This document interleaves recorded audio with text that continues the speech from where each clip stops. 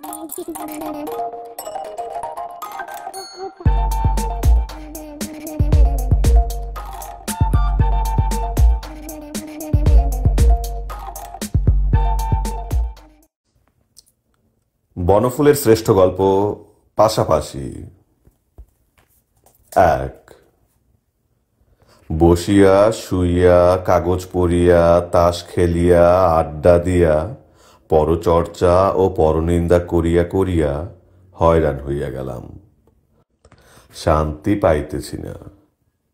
আসল কারণ অর্থাভাব। আমার যাহা করিবার তাহা করিয়াছি, পরীক্ষা পাশ করিয়াছি, বহু স্থানে চাকরির জন্য দরখাস্ত দিয়াছি, এমনকি কিছুদিন ইন্স্যুরেন্সের দালালিও করিয়াছি, কিন্তু কিছুই হয় নাই। অবশ্য এখনো অনেক কিছু করার বাকি আছে। স্টেশনারি দোকান বা মুদিখানা, অন্তত পক্ষে একটা পান বিড়ির দোকান খুলিয়া একবার চেষ্টা করিয়া দেখিব ভাবি। কিন্তু মাছির জ্বালায় অস্থির। যেই একটু শুইব, ঠিক চোখের কোণটিতে আসিয়া বসিবে। এত মাছি আর এত গরম, সুস্থির হইয়া যে একটু চিন্তা করিব তাহার উপায় নাই। উঠিয়া বসিলাম। এই দারুণ দ্বীপ প্রহরে ঠায় বসিয়া চিন্তা করাও তো মুশকিল। শুইলেই মাছি। হাতে পয়সা থাকিলে মাছি মারিবার আরোগ ছিটাইয়া খানিকক্ষণ স্থির হইয়া চিন্তা করিতাম। আপনারা হয়তো হাসিতেছেন এবং ভাবিতেছেন, আচ্ছা চিন্তাশীল লোক তো। পেটের চিন্তার মতো সহজ অথচ জটিল চিন্তা আর নাই। দিন রাত সেই চিন্তাই করিতেছি। চিন্তাশীল নই, আমি চিন্তাগ্রস্ত। ঠিক করিয়া ফেলিলাম, কলিকাতা যাইব। কলিকাতায় গিয়া প্রাণপণ চেষ্টা করিয়া দেখিব। এই পল্লী গ্রামে পড়িয়া থাকাটা কিছু নয়। দোকানি যদি করিতে হয়, কলকাতায় বেস্ট ফিল্ড। চাকরিও জুটিয়া যাইতে পারে, কিছুই বলা যায় না। এতকাল শুধু ঘরে বসিয়াই দরখাস্ত করিয়াছি। আপিসে আপিসে ঘুরিয়া বেড়াইলে একটা কিছু জুটিয়া যাওয়া অসম্ভব নয়। কলিকাতা যাওয়াই ঠিক। পরদিন সকালে বাবার রূপার গড়গড়াটা লইয়া বাহির হইয়া পড়িলাম। মাথা দিয়া কিছু অর্থ সংগ্রহ করিতে হইবে। অর্থ না লইয়া কলকাতা যাওয়ার কোনো অর্থ হয় না। রূপার গড়গড়া শুনিয়া আপনারা ভাবিবেন না যে আমি কোনো জমিদার তো নয়। তাহা নয়।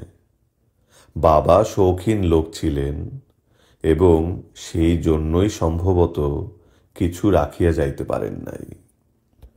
গড়গড়া বাঁধা দিয়া গোটা 10 টাকা মিলিল। হাতে আরো গোটা 10 ছিল, সুতরাং বাহির হইয়া পড়িলাম। 2। এক দূর সম্পর্কের আত্মীয়ার বাসায় আসিয়া আশ্রয় লইলাম। সম্পর্কটা এতই জটিল যে বিকাশবাবু আমার ঠিক কি তাহা নির্ণয় করা আমার পক্ষে দুঃসাধ্য হইল। আমার মায়ের বনঝির খুড় শাশুড়ির ভাইপোর পিস্তুত শালার আপন ভাইরা ভাই এই বিকাশবাবু। রীতিমতো অঙ্ক না কষিলে ঠিক সম্পর্কটি বাহির করা শক্ত। অত হাঙ্গামার মধ্যে না গিয়া প্রথম সাক্ষাতেই তাহাকে বলিয়া বসিলাম, কি ভায়া, চিনতে পারছ?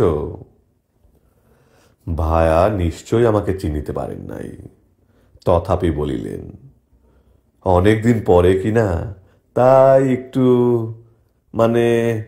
বাঁশবেড়ে থেকে আসছেন বুঝি? বুঝিলাম বংশবাটিকাতেও ইহাদের বংশের কেহ আছেন। বলিলাম, না, চিনতে পারোনি দেখছি। চেনবার কথাও নয়, আসছি আমি বাঁকুড়া থেকে। মানে বাঁকুড়ারও ইন্টেরিয়রে থাকি আমরা। আমি হলাম গিয়ে তোমাদের বলিয়া মায়ের নিকট হইতে সম্পর্কের যে ফর্মুলাটা মোট মুখস্থ করিয়া আসিয়াছিলাম তাহা বলিয়া গেলাম, এবং শেষকালে বলিলাম, তুমি হলে কি আমাদের হেমন্তের ভাইরা ভাই।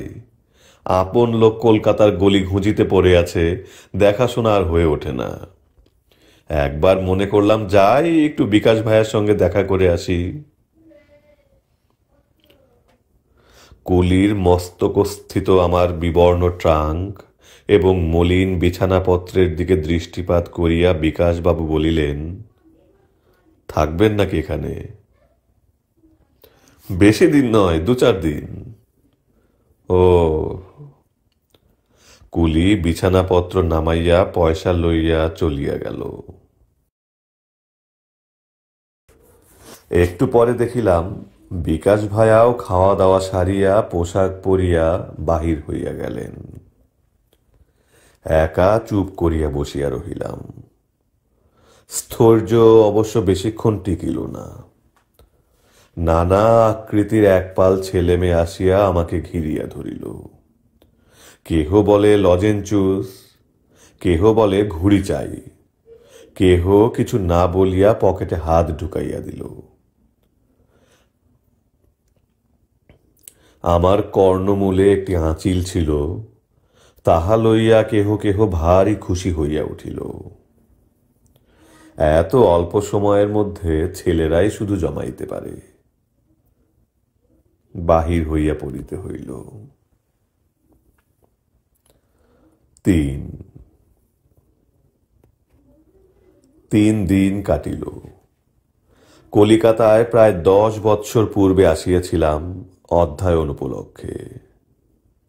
এখন ঘুরিয়া দেখিলাম আমার পরিচিত একজনও নাই। সহপাঠীগণ কে কোথায় চলিয়া গিয়াছে। অধ্যাপকেরা সব নতুন লোক। যে মেসে পূর্বে থাকিতাম তাহা এখন ডাইং ক্লিনিং হইয়াছে। আমাকে কেহ চিনিল না, আমিও কাহাকেও চিনিলাম না।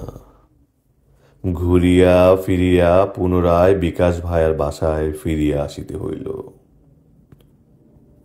উপর্যুপরি 3 দিন এই রূপে কাটিল। বিকাশবাবুর সহিত একটু দেখা হয় সকালে। সমস্ত সকালটা তিনি তাড়াহুড়া করিতে থাকেন যেন লেট না হইয়া যায়। গামছা লইয়া সকালে বাহির হইয়া যান, ফিরিয়া বাজারটা রাখিয়াই তেল মাখিতে বসেন। কোনো রকমে গায়ে মাথায় তেল চাপড়াইয়া কলতলায় স্নান করিতে করিতে গৃহিণীকে হুকুম দেন, ভাত বাড়ো, ওগো শুনছ, লেট হয়ে যাবে, 8:45 হলো, যেতেও তো আবার খানিকক্ষণ লাগবে। তাহার পরই ঊর্ধ্বশ্বাসে নাকে মুখে গুঁজিয়া তাড়াতাড়ি বাহির হইয়া পড়েন। ফেরেন কোনোদিন রাত্রি 10টা, কোনোদিন 11টা। সুতরাং বিকাশবাবুর সহিত আলাপ বেশিক্ষণ জমাইবার অবসর পাই না। ভাবি কাজের মানুষ। বিকাশ ভায়াকে দেখিয়া হিংসা হয়। কেমন সুন্দর রোজ আপিসে যায়, সারাদিন কাজকর্মে ব্যস্ত থাকে, রাত্রে আরামে ঘুমায়। বিকাশ ভায়ার শরণাপন্ন হইলে কেমন হয়? চেষ্টা করিলে নিশ্চয়ই একটা চাকরি ও আমাকে জুটাইয়া দিতে পারে। 4 পরদিন সঙ্গ লইলাম। ঠিক যখন সে খাওয়া দাওয়া সারিয়া তাড়াতাড়ি বাহির হইয়া যাইতেছে তখন বলিলাম, ভায়া, আমিও তোমার সঙ্গে একটু বেরোব। আমার সঙ্গে? কেন? একটা কথা ছিল, মানে। তাহলে আসুন, দেরি করবেন না, আমার লেট হয়ে যাচ্ছে। দেরি হয়ে গেলে সে বেটা এসে পড়বে। সঙ্গে সঙ্গে বাহির হইয়া পড়িলাম। পথে যাইতে যাইতে বিকাশবাবু একবার জিজ্ঞাসা করিলেন, দরকারটা কি? অর্থাৎ কি করিয়া কথাটা বলিব ভাবিতে লাগিলাম। টাকা করি আমি ধার দিতে পারবো না, সেটা আগেই জানিয়ে রাখছি। না না, টাকা করি চাই না। আচ্ছা চলো, ট্রামেই বলবো এখন। ট্রামে তো আমি যাব না, আমি হেঁটে যাব। বেশ তো, চলো আমিও হেঁটেই যাই। কত দূর? Eden garden. ইডেন গার্ডেনে আপিস? কিসের আপিস? আপিস কে বলল আপনাকে? বলিয়া বিকাশবাবু সহাস্য দৃষ্টিতে আমার দিকে চাহিয়া রহিলেন। তবে? আরে রাম, আপনি বুঝি ভেবেছেন আমি রোজ আপিসে যাই? কোথা যাও তাহলে? একটু ইতস্তত করিয়া বিকাশবাবু বলিলেন, পালিয়ে যাই। নির্বাক হইয়া তাহার মুখের দিকে চাহিয়া রহিলাম।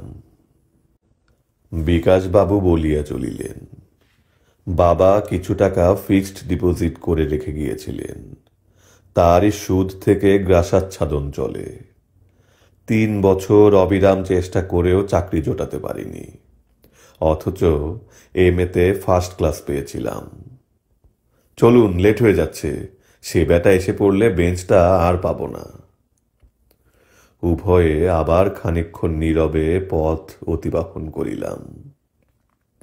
বিকাশবাবু আবার বলিলেন, বাড়িতে কথাটা আবার ফাঁস করে দেবেন না যেন। বউ জানে আমি কোনো বড় আপিসে বিনা মাইনেতে অ্যাপ্রেন্টিসি করছি।